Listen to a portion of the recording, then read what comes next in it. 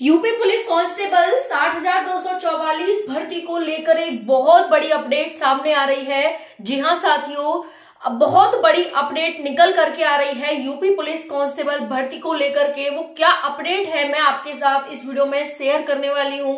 जय हिंद, राम राम। सभी का बहुत बहुत स्वागत है target government job YouTube channel पर। साथियों, यूपी पुलिस कांस्टेबल आपकी ट्रेनिंग की तैयारियां चल रही हैं। आपको ट्रेनिंग पर भेजने की यहाँ पर सारी व्यवस्थाएं की जा रही हैं और यहाँ पर नोटिस भी जारी हो गया है। आज न्यूज़पेपर में कटिंग भी आ चुकी है कि भाई ट्रेनिंग हमें कैसे करानी है।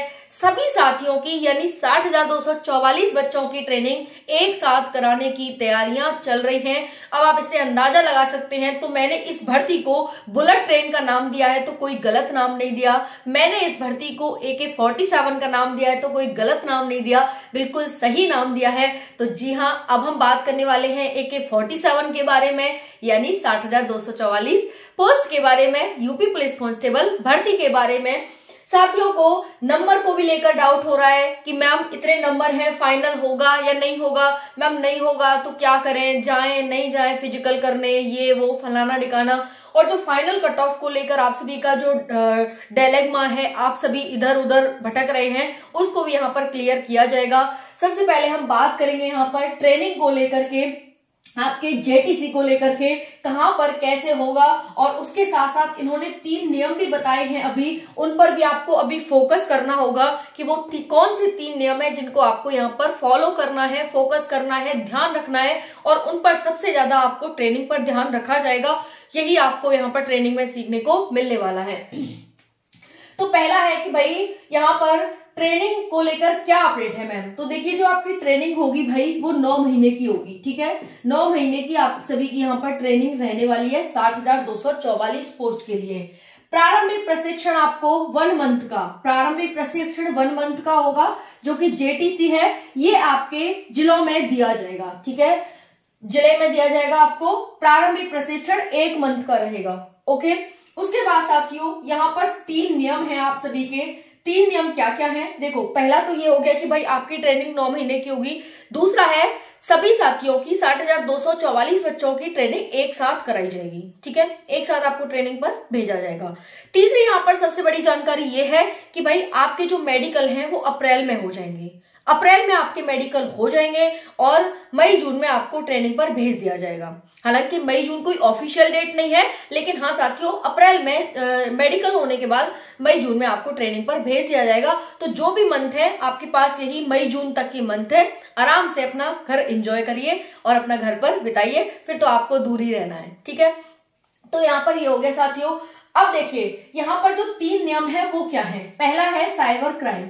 आपको जो ट्रेनिंग पर पढ़ाया जाएगा, इन 3 चीजों के बारे में बहुत अच्छे से और विस्तार से पढ़ाया जाएगा। साइबर क्राइम के बारे में, साइबर क्राइम क्या है, कैसे लोगों, क्योंकि पुलिस होती है ना, वो लोगों को अवेयर करने का काम करती है, जनता से जुड़ी होती है, जनता से, जो पढ़ी लिखी जनता है, अनपढ़ी जनता है, उससे जुड़ी होती है पुलिस। तो पुलिस को यहाँ पर ये सारी चीजें सिखाई जाएंगी, क्योंकि आज के टाइम में आपको पता है कि साइबर क्राइम कितना ज्यादा चल रहा है। OTP के माध्यम से और ब्लैकमेलिंग के माध्यम से आपसे ये बोलेंगे भाई आपके मम्मी इस हालत में है, आपके पापा इस हालत में है, आपका भाई इस हालत में है, जल्दी से इस नंबर पर इतने पैसे भेज दीजिए, या फिर अपने OTP बता दीजिए, आपके पास एक OTP आएगा। इस प्रकार के बहुत सारे फ्रॉड चल रहे हैं। तो इसको बहुत ज्यादा ध्यान में यहाँ पर रखा जाएगा कि आपको प्रशिक्षण दिया जाए ऐसा, ताकि आप भी जनता को वो चीजें सिखा सकें, उन चीजों से बचा सकें। क्योंकि 2025 जो साल है वो बहुत बड़ा दुर्घटना का साल है और इसमें साइबर क्राइम बहुत ज्यादा देखने को मिलने वाला है। इसी वजह से सबसे बड़ा फोकस है वो साइबर क्राइम पर किया जाना है। उसके साथ साथ साक्ष्य संकलन, कि भाई अगर हम प्रूफ लेते हैं तो उसका हमें संकलन कैसे करना है, साक्ष्यों को संभाल करके कैसे रखना है, इसका भी यहाँ पर गौर किया जाएगा। महिला सुरक्षा, महिला सुरक्षा भी एक बहुत बड़ी चुनौती है आज के समय में, और ये शुरुआत पुलिस से ही होगी। तो इस वजह से आपको महिला सुरक्षा को भी यहाँ पर पढ़ाया जाएगा, सिखाया जाएगा। इसके बारे में भी आपको सब कुछ यहाँ सीखना है।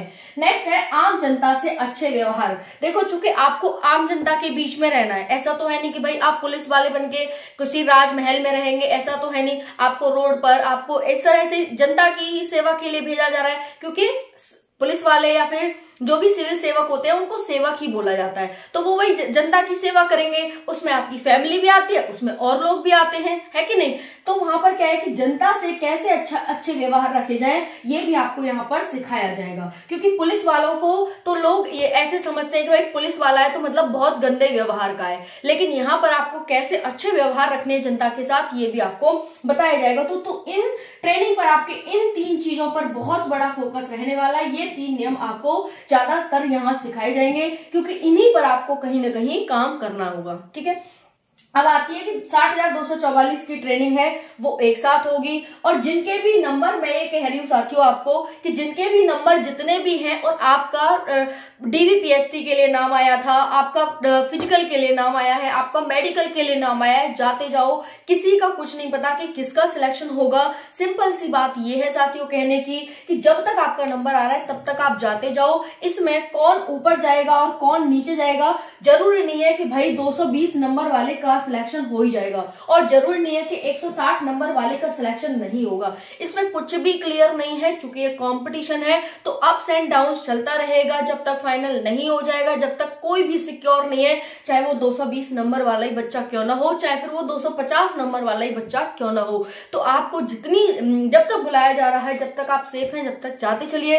अगर आप पहले के आगे की सोच कर डालेंगे कि आगे क्या होगा, मेरा नंबर आएगा कि नहीं आएगा, फाइनल में मैं सिलेक्ट होऊंगा कि नहीं होऊंगा, अगर फाइनल में सिलेक्ट नहीं हुआ तो सारी चीजें बेकार है, मैं इतना टाइम बेकार कर रहा हूं, नहीं, आपको बिल्कुल नहीं सोचना है। कंपटीशन में थोड़ा रिस्क तो लेना ही पड़ेगा, और थोड़ा नहीं बहुत बड़ा रिस्क ले लेते हैं लोग, तो इतना तो आपको करना ही पड़ेगा। ये भर्ती नहीं तो आगे आने वाली भर्ती सही, कहीं ना कहीं सिलेक्शन जरूर होगा, लेकिन अगर आप इस तरह से चुनौतियों से डरते रहे तो शायद कभी कुछ नहीं होगा। तो आगे आइए और चुनौतियों का डट कर सामना करिए, क्योंकि डर के आगे जीत है। धन्यवाद, जय हिंद।